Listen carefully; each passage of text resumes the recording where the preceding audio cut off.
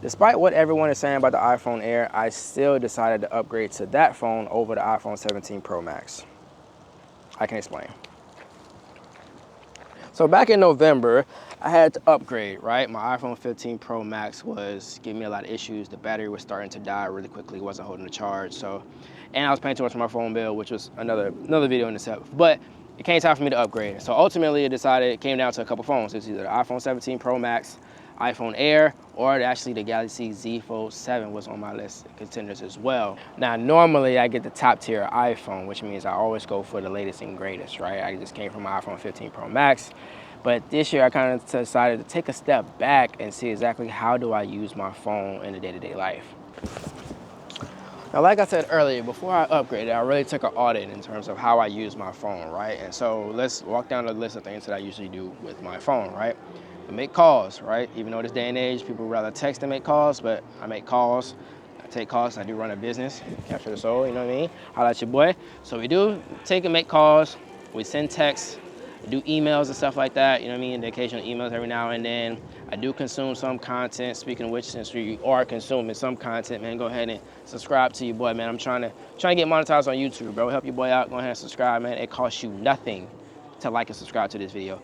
But anyways, I digress. I use my phone to consume content, and occasionally, I may snap a photo here and there, but it is nothing that I'm looking for. Like, I'm not using the photos that I take from my iPhone for professional work. So I don't need it to be the latest and greatest or the best specs or shooting in Pro Raw or anything like that. So that's why for me, man, the iPhone Air is the perfect phone because it does all of that really well. But there are some cons to it that you should be made aware about if you are thinking about upgrading to the iPhone Air that I don't really see as cons, but I want to feel like I should tell you about them so that way you make a better informed decision. All right, first up on the list of cons for the iPhone, but I really won't say that they're cons, but you know, for the sake of the video, we'll say that they're cons.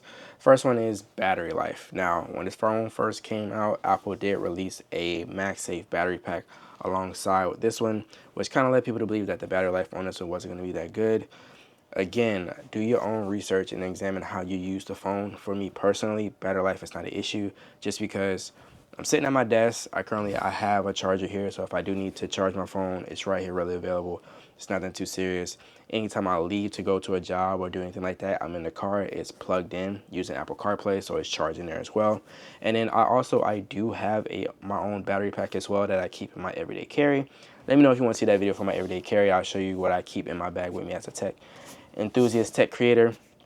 But yeah, in terms of battery life, I'm never in a situation where I have to stay just with the battery on my phone for long periods of time. Now, if you are a person who does that, if you're a heavy power user, and when I say power user, you know who you are. If you're guessing, am I a power user? You're probably not. But if you are somebody who just rarely uses their phone heavily and they're always away from a charger, don't get the iPhone Air. Get the Pro version and save yourself that headache. But for 95% of us, the battery life on this is just fine.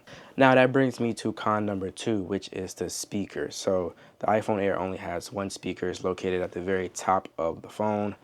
Now, ideally for anybody else, that might be a deal breaker, but I'm not one who plays things loudly on my phone anyway. So anytime I'm listening to any type of audio, I have my AirPods plugged in, so I'm using AirPods.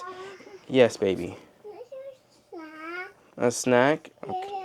Okay, I'll get you a snack in a minute, okay? Okay. All right, just give me 5 minutes so I can finish the video. No. No. I gotta finish this video and then I can get you a snack, okay? No. Okay. Can I finish the video, please? Yeah. Okay, give me 5 minutes. Give me 5 minutes. Okay. Okay? All right. Go watch some TV and I'll be right with you in 5 minutes, okay? No. No? No. You want to be the video with me? Yeah. Yeah? Okay. Oh my goodness. Okay.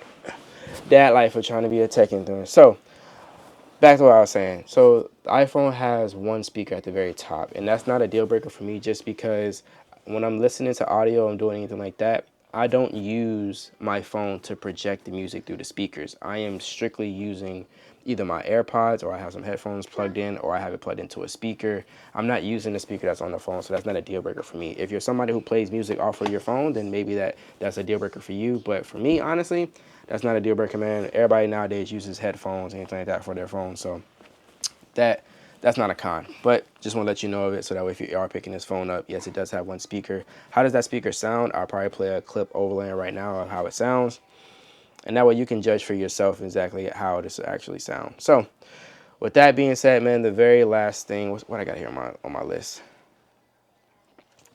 Lastly, we're going to talk about is the camera, right? So there is one camera on the back of this phone, right? If I can get it to focus.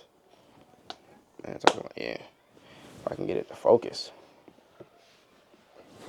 There we go. So we do have one camera on this phone. And like I said, I'm currently recording on my A7 IV. So if I need to take a picture or do anything professional wise, I'm going to grab this camera to use that. I'm not using the camera on my phone to take professional photos. I'm using it to take pictures of my kids, snap pictures of documents, snap pictures of things that I want to have reminders of, and maybe moments here and there. But I'm not using it to kind of zoom in all the way to the moon or do anything like that. Yes, it is great to have a telephoto zoom, and maybe sometimes, maybe out of the 10 times I grab my camera, I may want that telephoto maybe probably 2 or 3 times just for my personal use. But for the most case, this camera is absolutely fun and it gets the job done.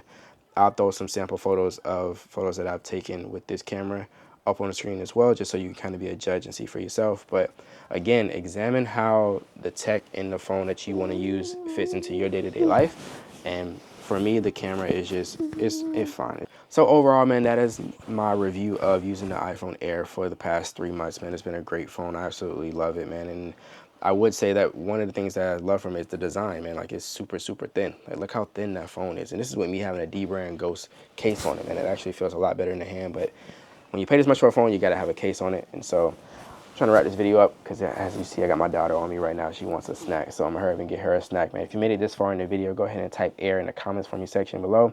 And I'll talk with you later. All right, baby, let's go get a snack. Let's go get a snack.